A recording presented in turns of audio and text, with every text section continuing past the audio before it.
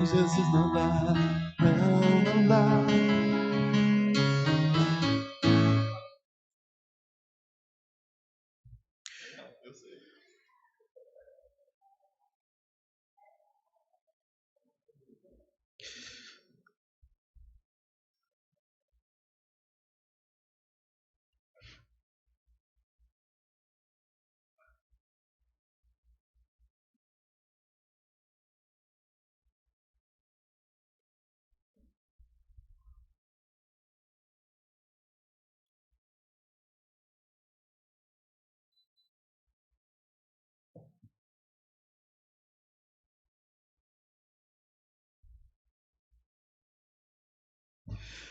Bom dia, irmãos. A graça e a paz de Cristo Jesus, nosso Senhor.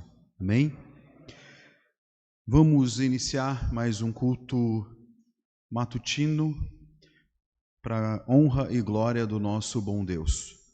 Para isso, eu quero convidar você para que você abra sua Bíblia no Salmo 1. No Saltério, nós vamos ler aí o primeiro Salmo.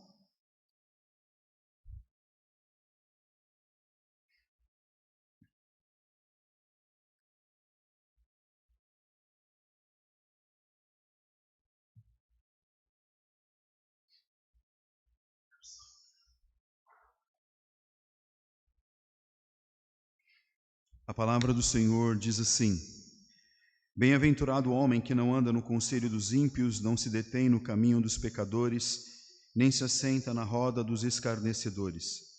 Antes o seu prazer está na lei do Senhor, e na sua lei medita de dia e de noite. Ele é como árvore plantada junto à corrente de águas, que no seu devido tempo dá o seu fruto e cuja folhagem não murcha. E tudo quanto ele faz será bem-sucedido.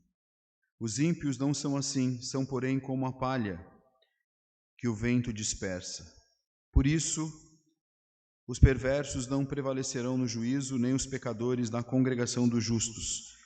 Pois o Senhor conhece o caminho dos justos, mas o caminho dos ímpios perecerá. Amém? Vamos orar?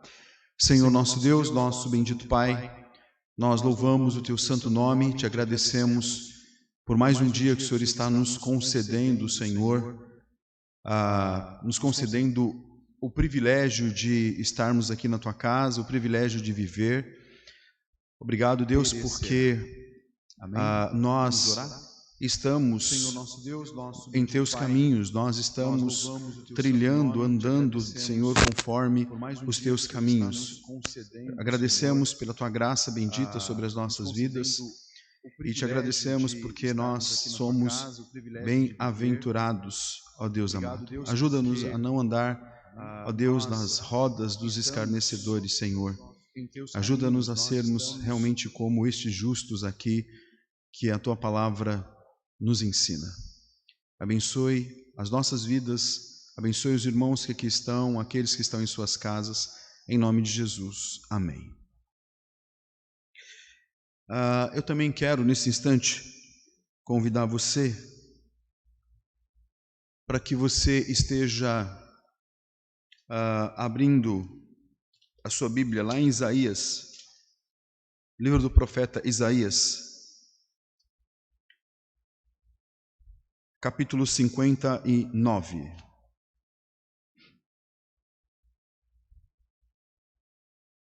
Livro do profeta Isaías, capítulo 59.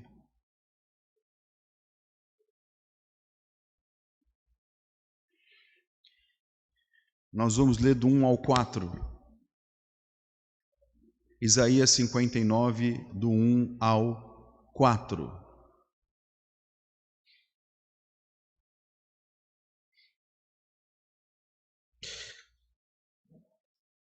Amém?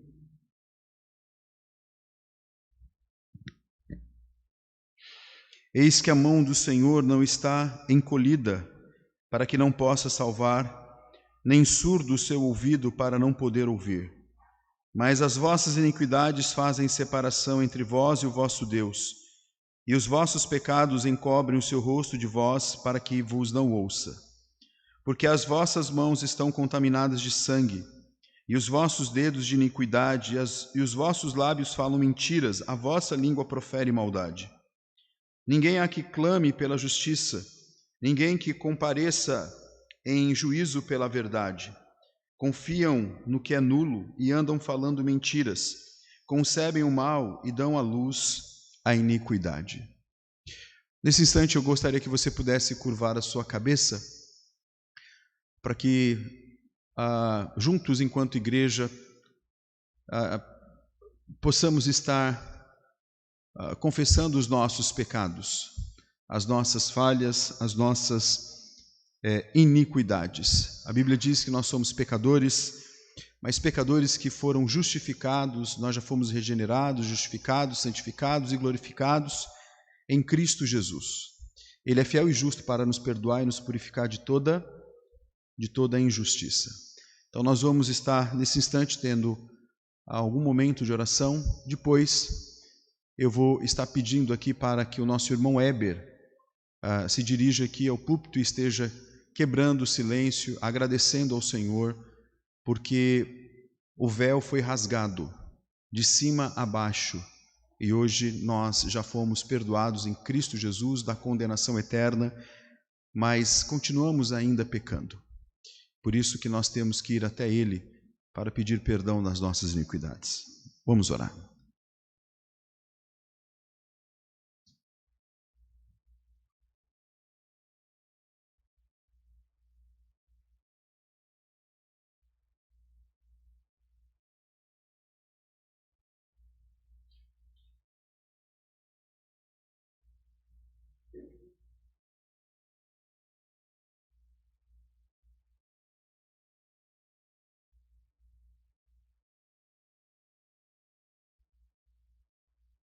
Santíssimo Deus, entramos na Tua presença, Pai, para Te agradecer por mais um dia de vida, por mais um dia que as Tuas misericórdias foram derramadas sobre nós, Pai. Perdoe-nos, Pai, por sermos filhos rebeldes, por pecarmos mais outra vez, Senhor. Tenha misericórdia de nossas vidas, Senhor. Só podemos viver em santidade se for pela Tua ação, Pai. Nos ajude a permanecer fiéis todos os dias e engrandecer o Teu nome com nossas vidas, Senhor, nos afastando do pecado, Pai. Eu Te louvo, Senhor, por esse dia, que nós possamos nos preparar para o dia do Senhor, para louvar o Teu nome, Senhor, e louvar a Ti, Pai. Em nome de Jesus, o Teu Filho. Amém. Agora eu vou chamar os nossos irmãos Gabriel, o Maurício, para que possamos estar louvando o nosso Deus.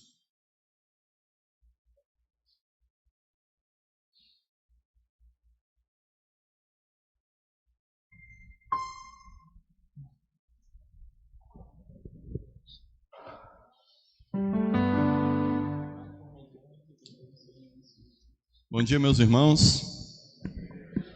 É maravilhoso poder olhar ali para fora e verificar que o sol, ele está aqui aquecendo, né, a nossa vida, o nosso coração, porque o nosso Deus, ele é criador de tudo. Ontem nós tivemos um dia um pouco chuvoso, né, mas o Senhor a cada dia nos dá a sua graça de várias formas. Então tem gente que gosta de chuva, tem gente que gosta de sol, né? Eu particularmente eu gosto de ambos, né? Não sei quanto a você, porque eu sei que Deus criou tanto a chuva quanto o sol. Ele criou tanto a minha vida quanto a tua vida. Ele criou todo o universo, porque lá no começo da Bíblia diz assim: no princípio Deus criou, e o ato de criar é um ato divino. E esse ato de criar, ele mostra a grandeza do nosso Deus. Eu não consigo criar muita coisa. Eu não sei se você consegue criar algo do nada. Você utiliza algo que já foi criado para poder desenvolver outra coisa. Mas Deus, do nada, Ele criou tudo, exatamente tudo, para a glória e louvor do seu nome. Então, nesse momento, nós vamos entoar louvores que exaltam o nome do nosso Deus, porque o nosso Deus, ele é grande, porque a sua misericórdia se renova dia após dia. E nesse momento, eu lhe convido a adorar ao Senhor através dos cânticos.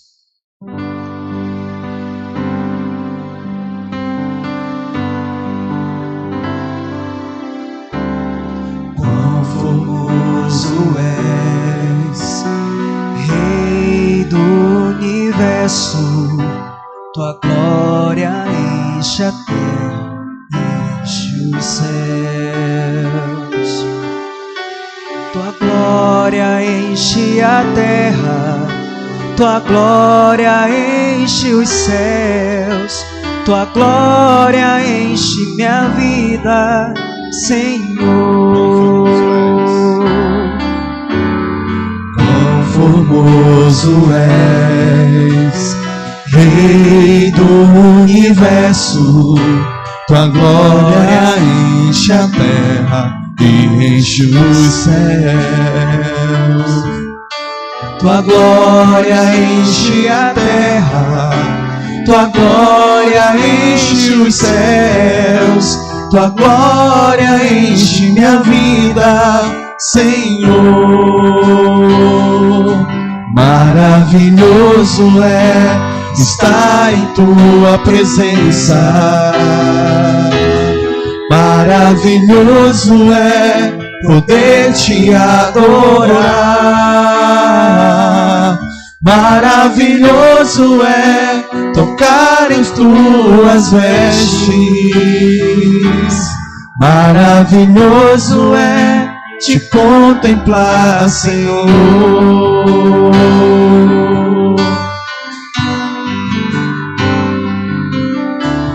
Quão formoso és, Rei do universo, tua glória enche a terra e enche os céus.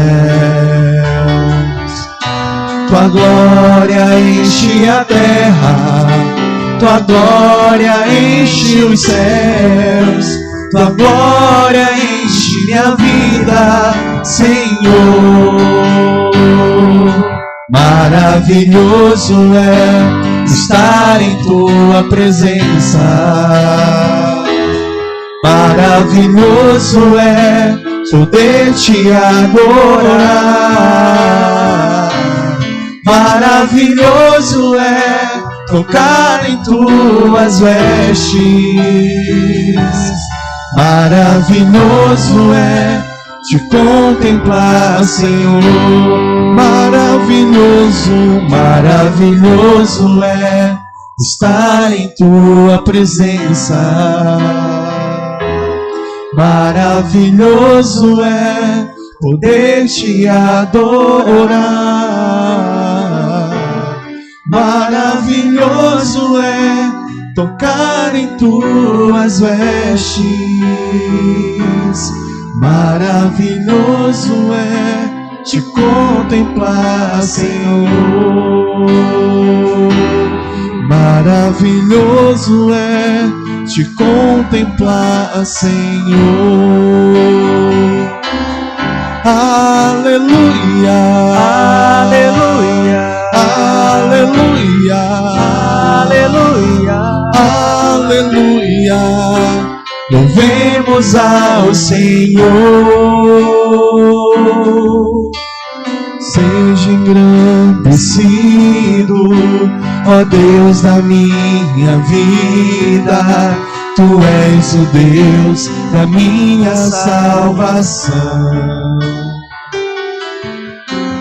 És a minha rocha, a minha segurança. Meus lábios sempre te exaltarão. Seja engrandecido, ó Deus da minha vida. Tu és o Deus da minha salvação. És a minha rocha, a minha segurança. Meus lábios sempre te exaltarão. Aleluia, te louvo, pois sei que sobre todas todos és Senhor. Aleluia, te louvo, pois sei que sobre todos és Senhor. Aleluia, aleluia, aleluia, aleluia, aleluia. Louvemos ao Senhor. Aleluia, aleluia, aleluia, aleluia, aleluia. Louvemos ao Senhor. Louvemos ao seja engrandecido.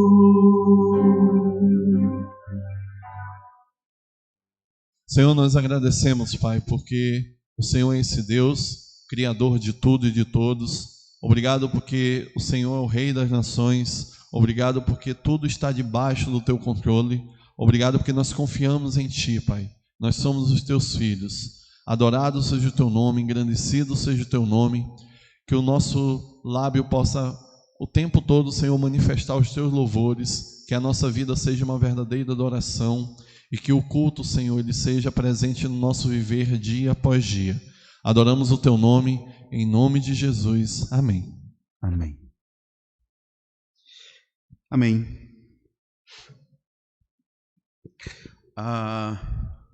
As crianças, hoje quem vai dar aula é a tia Dani e a tia Cristina. Você vê só se tem da sua faixa etária, tá? Aí depois quando for... Viu, Cristina e Dani?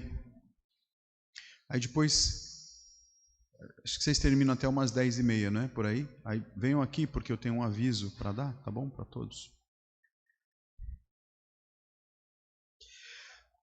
Bom dia mais uma vez a todos que aqui estão, que chegaram depois, tá bom? A graça e a paz de Cristo. Amém? E também bom dia aos irmãos que estão em suas casas. Vocês terminam até umas 10h30. Nós vamos hoje abrir as nossas Bíblias lá no Evangelho de João, lá no capítulo 4. Nós vamos ler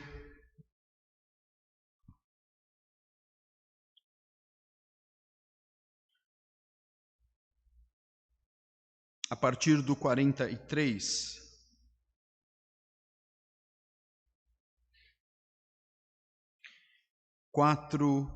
A partir do 43,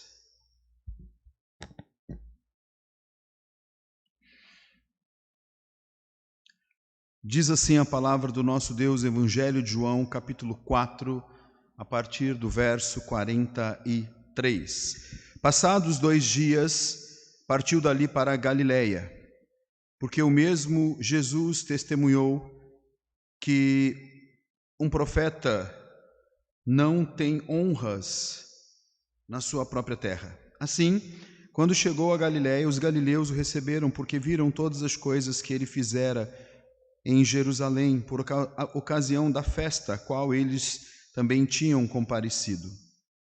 Dirigiu-se de novo a Caná da Galiléia, onde da água fizera vinho. Ora, havia um oficial do rei, cujo filho estava doente em Cafarnaum. Tendo ouvido dizer que Jesus viera da Judéia para a Galiléia, foi ter com ele e lhe rogou que descesse para curar seu filho, que estava à morte. Então Jesus lhe disse: se porventura não virdes sinais e prodígios, de modo nenhum crereis. Rogou-lhe o oficial: Senhor, desce antes que meu filho morra. Vai, disse-lhe Jesus, teu filho vive. O homem creu na palavra de Jesus e partiu. Já ele descia quando os seus servos lhe vieram ao encontro, anunciando-lhe que o seu filho vivia. Então indagou deles a que hora o seu filho se sentira melhor. Informaram: ontem, a hora 7ª, a febre o deixou. Ontem, a hora 7ª, a febre o deixou. Com isto reconheceu o pai ser aquela precisamente a hora em que Jesus lhe dissera: teu filho vive. E creu ele e toda a sua casa. Foi este o segundo sinal que fez Jesus depois de vir da Judéia para a Galiléia. Vamos orar. Senhor, ajuda-nos, não nos deixe aqui sozinhos. Abençoe o teu povo, ó Deus, com a tua santa palavra, em nome de Jesus. Amém. Irmãos, após o milagre lá nas bodas de Caná da Galiléia, Jesus, juntamente com sua mãe, irmãos e discípulos, se estabeleceram por alguns dias em Cafarnaum, importante cidade da Galiléia. Na sequência, devido à proximidade da Páscoa, uma das 3 mais importantes festas judaicas, o mestre parte para Jerusalém. E conforme registra João, durante a festa muitos vêm dos sinais que fazia, creram em seu nome. A missão do nosso Senhor não estava baseada na aceitação popular, e sim no fazer a vontade de Deus. Eu gostaria, nesta manhã, de estar falando sobre a cura e a crença, não somente a cura daquele menino, do filho do oficial, mas também a crença que chegou em toda aquela casa. Para isso, eu gostaria de montar aqui um contexto, primeiro um contexto geográfico, em que eu vou estar falando sobre a mobilidade ministerial de Jesus entre a Judéia e Galiléia. Claro que eu vou ser sucinto, até por uma questão de tempo. Depois eu vou estar mostrando o perigo da fé baseada somente em sinais, e aí então a gente vai entrar no texto onde a gente vê que aquele milagre realizado, feito, praticado por Jesus, gerou salvação em toda aquela casa, tá? Mas é interessante a gente realmente estar fazendo esta viagem contextual, né, para a gente se localizar aqui no texto, até porque nós estamos falando de uma região que a gente nunca viu, que a gente nunca pisou. Quando viu, o que eu digo é ver assim face a face e andar realmente com os nossos próprios pés. A gente ouve falar da Judéia, ouve falar da Galiléia, de Cafarnaum, ouve falar do mar Tiberíades, mas a gente até pode hoje ver tudo isso pela internet, né? Pelo Google a gente vê tudo, mas de estar lá, de contemplar, de pisar, realmente, pelo menos eu nunca fui, pelo menos até então. Bom, quando eu quero falar da mobilidade ministerial de Jesus entre a Judéia e a Galiléia, primeiro eu quero mostrar o ministério do Senhor na Galiléia. Então, apesar de Jesus ter nascido em Belém da Judéia, Jesus nasceu em Belém da Judéia, conforme foi profetizado lá no Antigo Testamento. Ele foi criado em Nazaré, né? Ele foi criado em Nazaré. Ele nasce em Belém da Judéia, mas é criado onde? Em Nazaré, na Galiléia, onde os seus pais foram morar, também em cumprimento de uma profecia do Antigo Testamento. E é interessante que era uma região populosa, era até mesmo uma região próspera, e onde o Senhor Jesus, o Mestre, desenvolveu grande parte do seu ministério, até mesmo para cumprir a palavra do Senhor, a palavra de Deus. Muito bem, o ministério do Senhor Jesus na Judéia é interessante. Por quê? Porque se você olhar para o texto, olha aí por favor, verso 44, porque o mesmo Jesus testemunhou que um profeta não tem honras na sua própria terra, diz que santo de casa não faz milagre. Olha, interessante, eu acho que vem daí, né, o ditado popular, porque o próprio Jesus diz aqui no verso 44, né, que um profeta não tem honras na sua própria casa, na sua própria terra. Então, a despeito de ser judeu, tá, de ter nascido em Belém da Judéia, por ter sido criado na Galiléia, Jesus era discriminado em sua messianidade, no que diz respeito a este local, a Judéia. Mas, mesmo assim, em cumprimento da sua missão, o Mestre também desenvolveu grande parte do seu ministério na região da Judéia. Ele andou em todas aquelas vilas, né? Eu não vou chamar de cidadelas, mas aquelas vilas, né? Galileia, Judeia, tá? Entretanto, vai ser realmente na Galileia onde o Senhor vai ter a sua maior receptividade, porque na Galileia você tem muitos gentios. Se na Judeia você tem muitos judeus, muitos hebreus, e é por isso que ele diz aqui, um profeta não tem honras na sua própria casa, tá? Mas lá na Galileia haverá uma receptividade, porque no verso 45 diz assim: assim quando chegou a Galileia, os galileus o receberam, porque viram todas as coisas que ele fizera em Jerusalém, por ocasião da festa. Que festa é esta?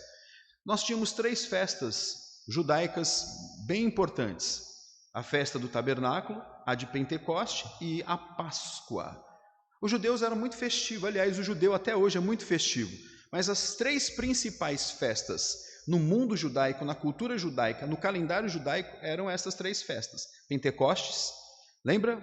Onde realmente o Espírito Santo de Deus desce depois de 50 dias da morte e da ressurreição do Senhor Jesus, né? Nós temos a festa do tabernáculo, né? Onde, eu não sei se vocês lembram, quando Jesus está lá no Monte da Transfiguração, Pedro manda fazer quantas tendas? 3 cabanas na realidade. Ele tem tendas, mas a tradução melhor para nós é cabanas, pensando na festa dos tabernáculos, tá? Porque quando havia o tabernáculo, só a título de informação, quando ainda o templo não tinha sido construído definitivamente, que o tabernáculo montava, desmontava, montava e desmontava, havia o tabernáculo, e o povo morava fora do tabernáculo, obviamente, fora do arraial do tabernáculo, em cabanas, e havia uma grande festa. E a Páscoa, que eu posso dizer que talvez seja a festa principal dos judeus, porque eles foram libertados da terra do Egito, tá? Muito bem, então esta festa do verso 45 é realmente a festa aqui da Páscoa.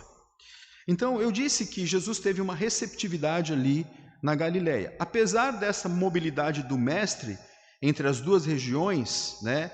Ou seja, Judeia, Galileia, Galileia, Judeia, foi na Galileia dos gentios que o Senhor realizou grandes sinais, e onde muito pregou e também estava ali ensinando com a sua doutrina maravilhosas, meus irmãos. Agora, não obstante, é preciso observar que em Nazaré, especificamente, o Senhor enfrentou forte oposição dos seus conterrâneos ou dos seus patrícios. Por quê? Porque eles tiveram muitas dificuldades de realmente aceitar os ensinos do Senhor Jesus. Inclusive lá em Lucas capítulo 4, a Bíblia vai nos informar que até mesmo quiseram tirar a vida do nosso Senhor. Interessante é que esta mobilidade ministerial de Jesus, ali entre a Judéia, Galileia, Samaria, que está no capítulo 4, que a gente nem leu, né, o capítulo 4, mas os irmãos sabem o que aconteceu no capítulo 4, esta mobilidade realmente nos informa o quão Jesus teve uma vida ministerial intensa. Ele pregou o Evangelho, ele anunciou as boas obras do Evangelho em todos os lugares que você possa imaginar. Já já nós vamos aqui entrar no texto e a Bíblia nos diz no verso 46 o seguinte: passando 2 dias partiu dali para Galileia.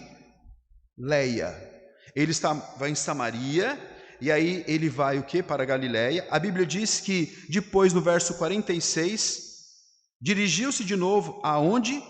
A Caná da Galileia, onde ele já tinha feito o primeiro prodígio. O primeiro sinal do ministério do Senhor Jesus foi transformar aquela água, aquela quantidade de água, 600 litros de água, em vinho do mais puro que você pode imaginar. Se houve um povo que bebeu o melhor vinho já visto na terra, foi o pessoal aqui desta festa, deste casamento, tá? Mas mostrar esta mobilidade, meus irmãos, é mostrar também que Jesus, ele andava de forma intensa. Porque desta região que nós estamos falando até Cafarnaum são quase 30 quilômetros. Quase 30 quilômetros, da onde vem o oficial de Herodes Antipas pedir para que Jesus pudesse ir até Cafarnaum. A Bíblia diz que ele desceu, porque de fato era uma descida, para que então Jesus curasse o seu filho. A gente vai ver isto já já. Mas o que eu quero mostrar realmente nesta mobilidade ministerial de Jesus entre a Judéia, a Galiléia, é que o Senhor Jesus, ele não mediu esforços. Ele não mediu esforços para entrar em todos os lugares que realmente ele teve acesso. Para fazer o quê? Para pregar o Evangelho, para anunciar as boas obras, meus queridos irmãos. E ele não descansava muito, pouco ele descansava. Passado 2 dias, partiu dali para Galiléia. Jesus não ficava muito tempo em um lugar. Jesus ficava pouco tempo e dali ele pegava os seus discípulos e ele caminhava. Ele não tinha um cavalo, ele não tinha um jumentinho, ele não tinha nada disso, era a pé mesmo. Ele levava um bom tempo para caminhar. Um bom tempo para caminhar e chegar a um determinado lugar. Muito bem. E ainda a Bíblia diz, aqui no 44, que um profeta não tem honras na sua própria casa. Quando ele diz isto, ele sabe que lá na Judéia ele já tinha sido perseguido e havia uma resistência muito intensa quanto a ele. Ele diz, rapaz, da Judéia, da onde realmente eu sou, eu não consigo pregar o evangelho ali. Um profeta não tem tanta honra na sua própria terra, na sua própria casa. Muito bem. Bom, segundo, eu quero ver com vocês o perigo da fé baseada em sinais, tá? E eu quero mostrar, baseado ainda dentro desse contexto, dentro dessa viagem contextual, geográfica, mas agora eu quero olhar dentro de um contexto textual, baseado no capítulo 4, até a gente chegar no texto que a gente leu, é que eu disse que o perigo da fé é baseado em sinais, porque o Senhor Jesus, ele vai dizer o seguinte, olha, vocês sempre estão correndo atrás de mim, vocês sempre estão atrás de mim, porque vocês procuram o quê? Sinais. Parece que vocês só acreditam em mim se eu demonstrar para vocês sinais. Entretanto, no capítulo 4, nós vamos ver uma fé que surge da palavra. João vai relatar que após o mestre deixar a Judéia em direção à Galiléia, ele vai passar por um local chamado Samaria. E ali ele vai ficar 2 dias na cidade de Sicar. E apesar de o texto não relatar a ocorrência de nenhum milagre, a Bíblia fala que aconteceu sim um milagre. Ele se depara com aquela mulher samaritana, conversa com aquela mulher samaritana no poço de Sicar, um homem judeu conversando com uma mulher samaritana. Primeira barreira, um homem não podia conversar sozinho com uma mulher. Segunda barreira, um judeu conversar com o quê? Uma samaritana. Mas é interessante como nós vamos ver aqui um dos maiores diálogos de Jesus com alguém nas Escrituras Sagradas. E este que eu chamo um dos maiores diálogos de Jesus com uma pessoa, nós vamos ter sermões extensos, mas diálogo mesmo, aqui é um diálogo grandioso, né? Enorme, e ele vai dialogar com uma mulher, e uma mulher que é o quê? Samaritana, porque o evangelho está entrando em todos os lugares. Jesus, na sua mobilidade ministerial, ele não mede esforços realmente para entrar nos lugares, mesmo que até na sua própria terra ele seja o quê? Ele seja resistido, haja resistência. Mas, como eu disse, a narrativa joanina revela que após a conversa com o mestre, aquela mulher samaritana anunciou aos habitantes daquela cidade que conhecia um homem que conhecia tudo sobre a sua vida, que falou tudo sobre a sua vida, e que disse para ela que daria a ela água viva. E que ela, de fato, perguntou para o Senhor Jesus, afinal de contas, onde é que nós adoramos? Em Jerusalém ou em Gerizim? Aí Jesus disse, nem lá e nem cá. Chegará um dia que vocês vão adorar a Deus o quê? Em espírito e em verdade, porque Deus busca adoradores que o adorem em espírito e em verdade. a partir deste diálogo de Jesus com aquela mulher samaritana, ela começou a falar sobre este Jesus, sobre este mestre, e sem dúvida nenhuma disse que ele era o Messias, o Cristo prometido. Meus irmãos, olha aí por favor na sua Bíblia, verso 28 do capítulo 4. Quanto à mulher, deixou seu cântaro, foi à cidade e disse a aqueles homens, está vendo? Vinde comigo e vede um homem que me disse tudo quanto...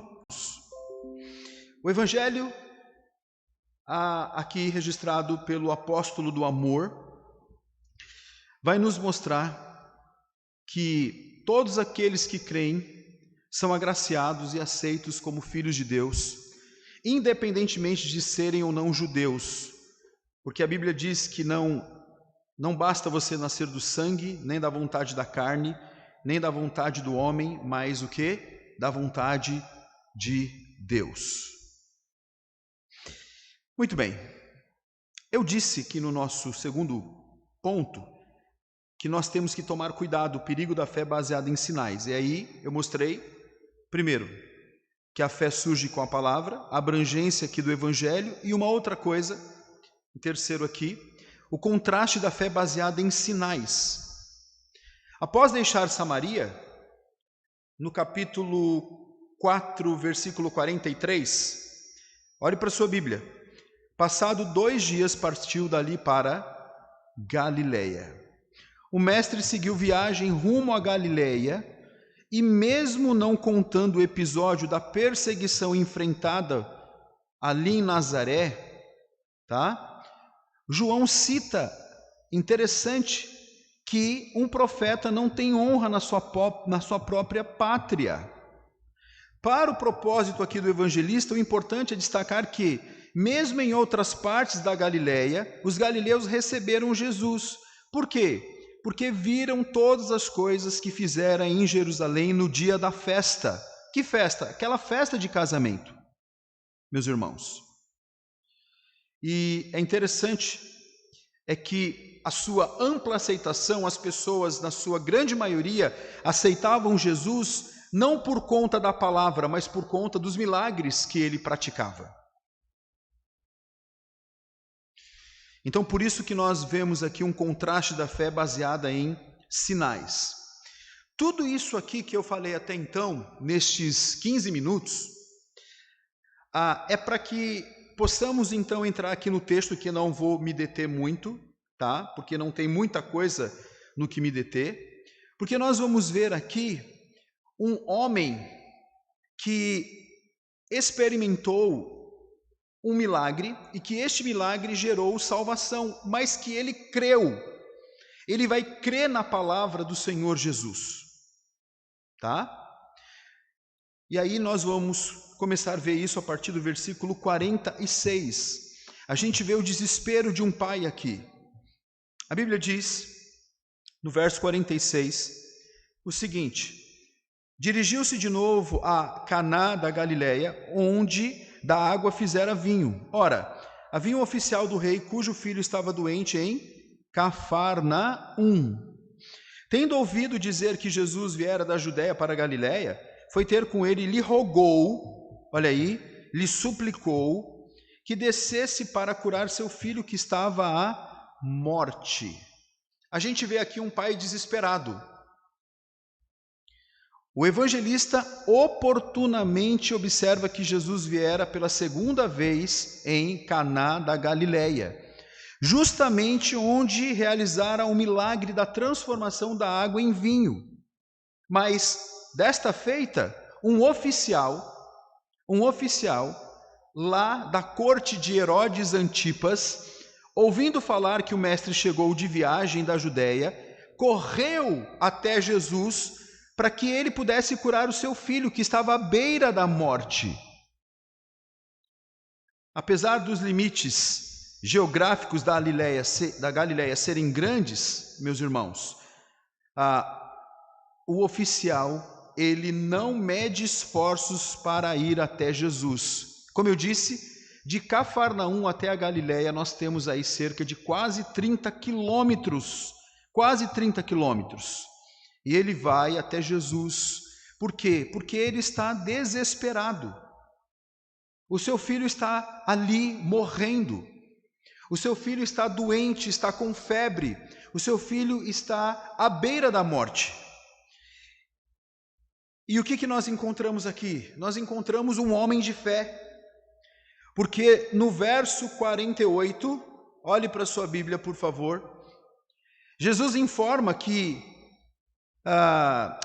João nos informa que Jesus vai responder até negativamente àquele oficial.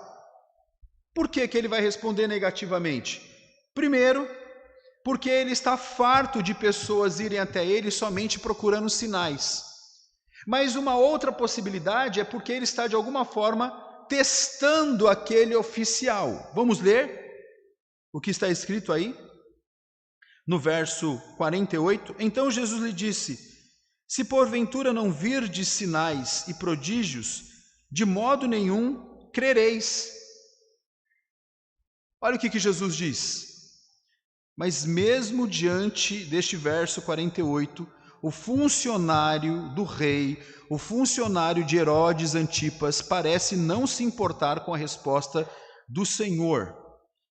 E mesmo sendo uma pessoa importante, porque ele era um oficial, vocês lembram do centurião? Hoje à noite nós vamos falar sobre o centurião, que teve uma fé que o próprio Jesus elogiou a sua fé. A fé daquele centurião chamou a atenção do Senhor Jesus.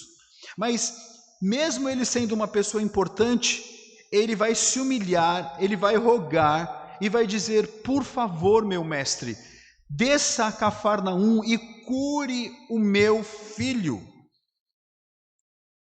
Mesmo Jesus dizendo assim: vocês só vêm a mim só para terem sinais e prodígios.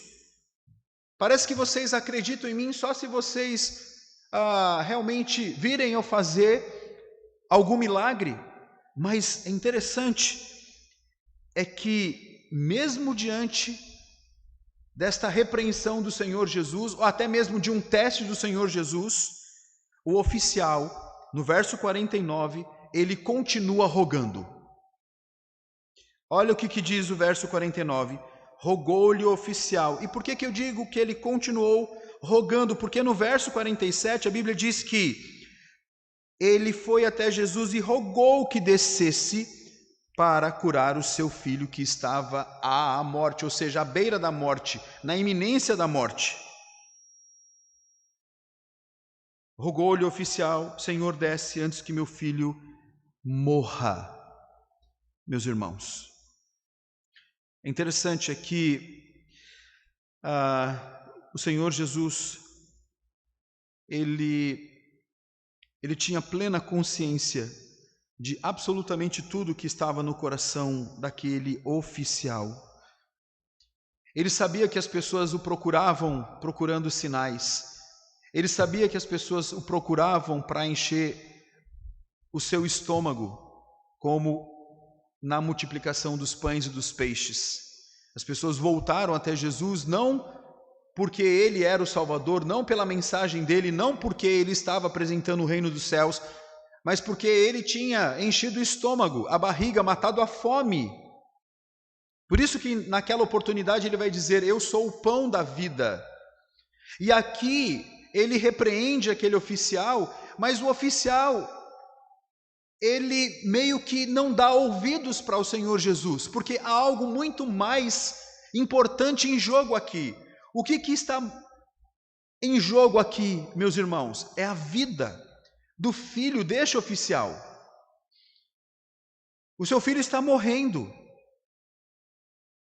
Diferentemente do centurião, o centurião era um gentil. Este aqui, ele é descendente de judeu. Mas ele era um oficial romano. Ele vivia como romano. Ele já tinha sido culturalizado na cultura romana.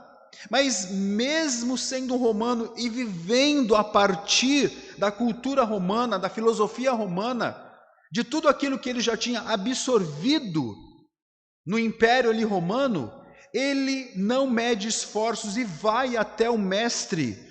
Ele vai até o mestre. Ele não se importa com a repreensão do Senhor Jesus. Pelo contrário, ele insiste e diz: Senhor, desce antes que meu filho morra. Ele insiste.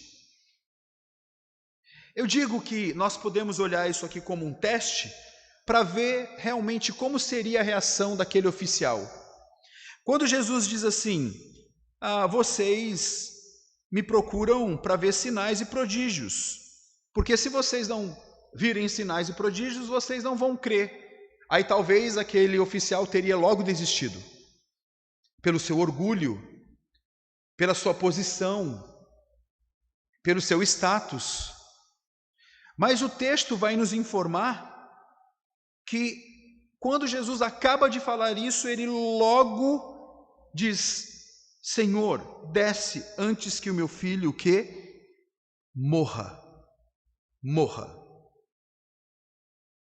Meus irmãos, nós temos então, olha bem, um cenário onde muitas pessoas estão procurando Jesus. Olha bem, muitas pessoas estão procurando Jesus por sinais, por prodígios, por milagres, mas nós também temos um cenário onde pessoas vão realmente crer na palavra do Senhor.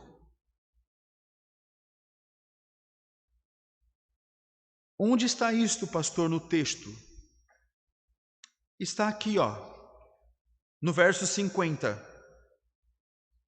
Vai, disse-lhe Jesus, teu filho vive.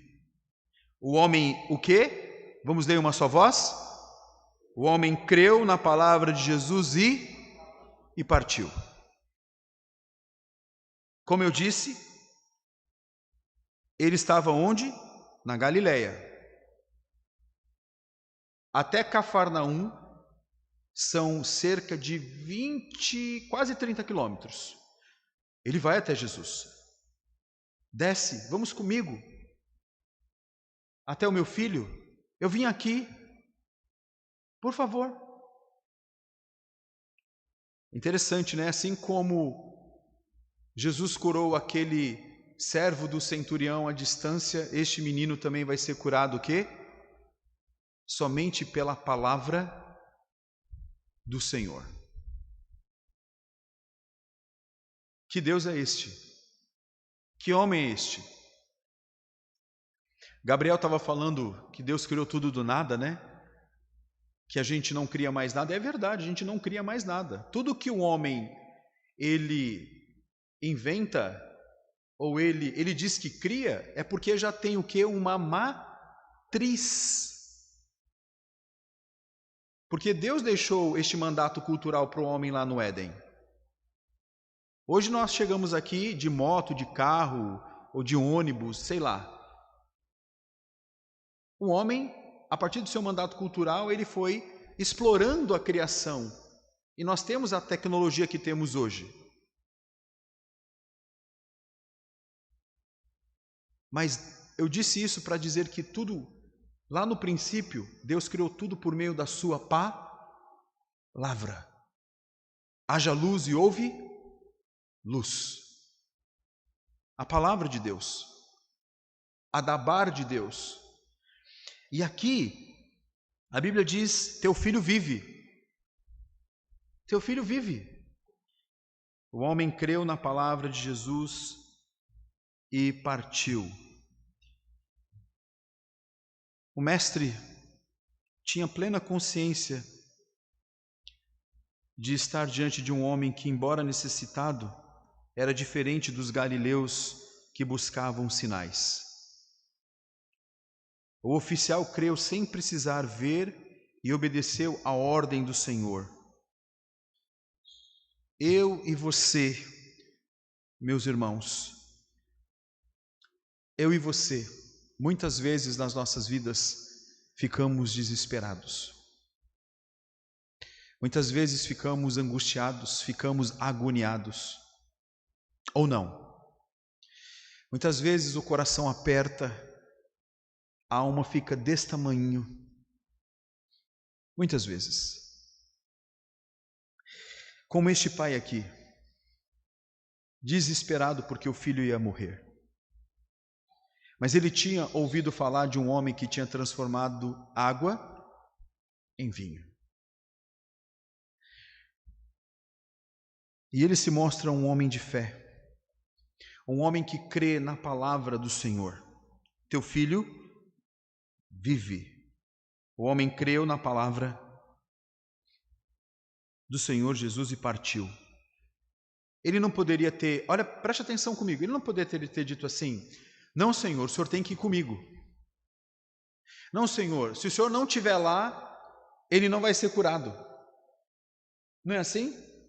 O Senhor precisa estar lá pertinho, o Senhor tem que tocar, o Senhor tem que estar presente. Assim como o Senhor esteve presente nas bodas de Caná, naquele casamento, se o Senhor não estiver presente, não vai acontecer.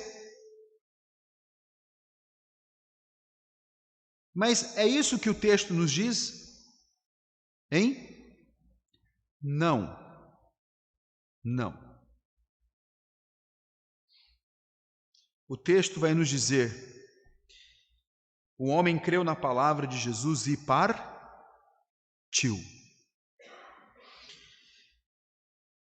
Ou seja, meus irmãos, nós temos um milagre que gerou a salvação. Dentro disso, o desespero de um pai, um homem de fé, e um milagre que salvou uma família. Porque o texto joanino diz que tão logo recebeu esta palavra do Senhor, o oficial retirou-se e assim que encontrou seus empregados, recebeu a notícia que o seu filho estava bem. Verso 51. Já ele descia, ou seja, ele estava indo para Cafarnaum, quando seus servos lhe vieram ao encontro, anunciando-lhe que o seu filho, o que, irmãos? Digam aí. Vivia. E aí, no verso 52 tem algo curioso. Por curiosidade e certamente para confirmar o milagre, o funcionário aqui do Herodes Antipas vai perguntar o horário exato em que o seu filho melhorou. Então indagou deles a que hora o seu filho se sentira melhor. Informaram: ontem, à hora 7ª, a febre o deixou. Está vendo? Após receber a informação aqui, o oficial certificou-se de que havia sido o mesmo horário, justamente o momento em que Jesus disse para ele: vai, porque o teu filho vive. E aí, diante disso, João afirma que creu ele e toda a sua casa.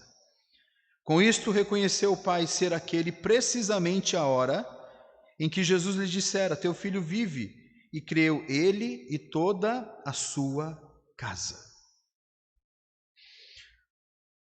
Esse texto aqui, meus irmãos, lembra o versículo 11 de João 2. Versículo 11 de João 2. Abra aí sua Bíblia em João 2, bem pertinho aí. Logo que ele acabou de fazer o milagre lá no casamento das bodas de Caná. Com este deu Jesus princípio aos seus sinais. Em Caná da Galileia manifestou a sua glória. E o que diz o texto? E os seus discípulos creram nele. E a Bíblia vai nos dizer aqui que aquele oficial creu e toda a sua casa. Toda a sua casa. Não apenas o oficial do rei, mas toda a sua família passou a crer em Jesus, pois o milagre foi notório e somente Deus poderia operá-lo, meus irmãos. Eu já disse mais uma vez aqui que o principal propósito dos milagres do Senhor Jesus não é primariamente socorrer o aflito, mas, sobretudo, é manifestar a glória de Deus, trazendo principalmente salvação e testificando a messianidade de Jesus. e mais uma família que creu, uma família de um oficial. Oficial este que não era um soldado, ele era um oficial. Ele tomava conta de muitos soldados. E tenha certeza que a partir daquele dia, assim como a mulher samaritana saía espalhando tudo aquilo que aconteceu com ela acerca do Mestre, do Senhor Jesus, este oficial também, ele vai agora também propagar o Evangelho, vai falar deste Cristo, vai falar deste Mestre, porque aconteceu com ele algo extraordinário. O seu filho que estava à beira da morte, ele não morreu. Aí o texto nos diz aqui no verso 54, foi este o segundo sinal que fez Jesus depois de vir da Judéia para a Galileia. Ele faz, olha bem, Jesus faz o milagre lá na Galileia e chega até Cafarnaum, somente por meio da sua palavra. O que isso tem a ver comigo, pastor? Com a gente, para eu terminar?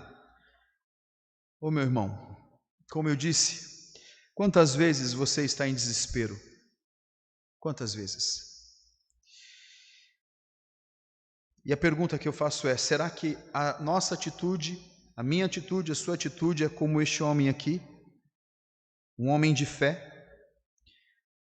Um homem que, mesmo depois de ter ouvido uma repreensão de Jesus, ou um teste para saber se ele estava acreditando ou não que Jesus podia realizar o milagre, ele creu. Ele creu.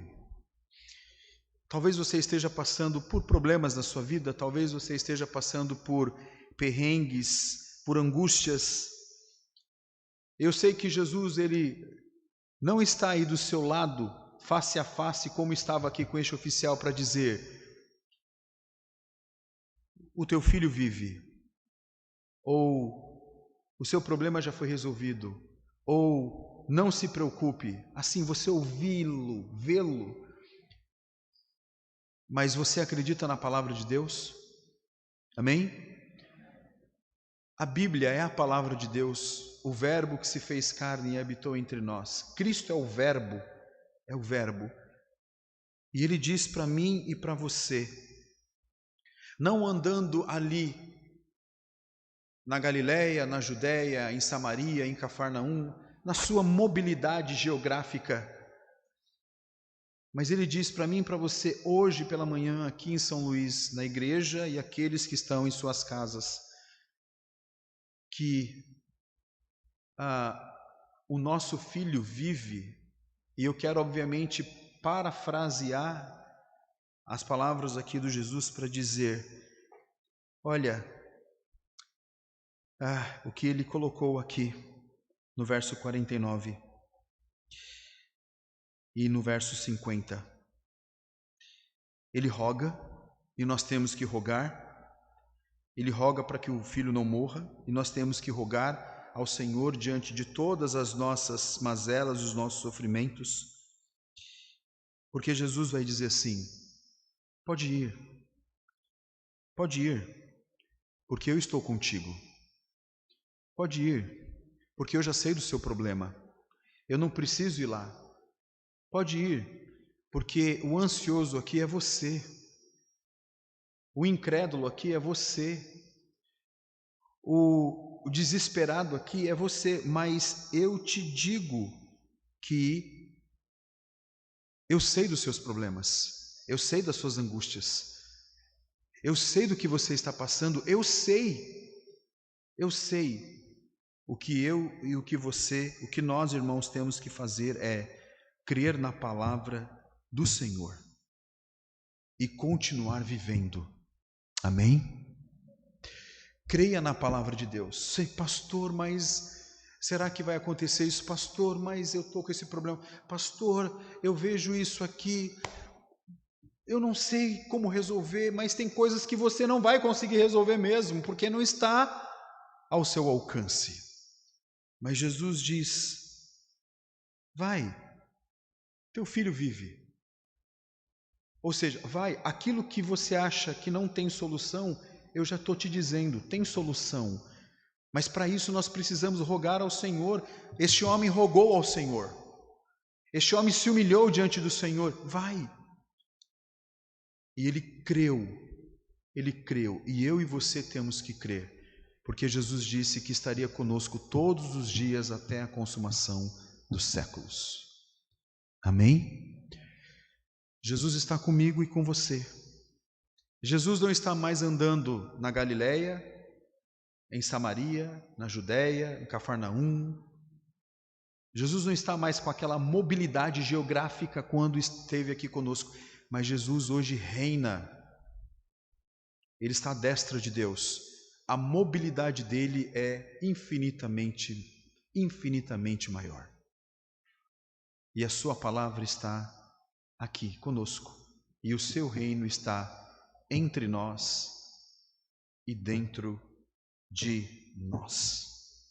Meus irmãos, Jesus, esta manhã, e eu termino, diz para mim e para você: creia, porque aquele que fez aquele menino sobreviver é aquele que também faz com que a minha vida e a sua vida seja socorrida pelo poder de Deus e pelo cuidado do Senhor. Cura e crença na casa do oficial do rei. Houve cura, mas mais do que cura, houve salvação.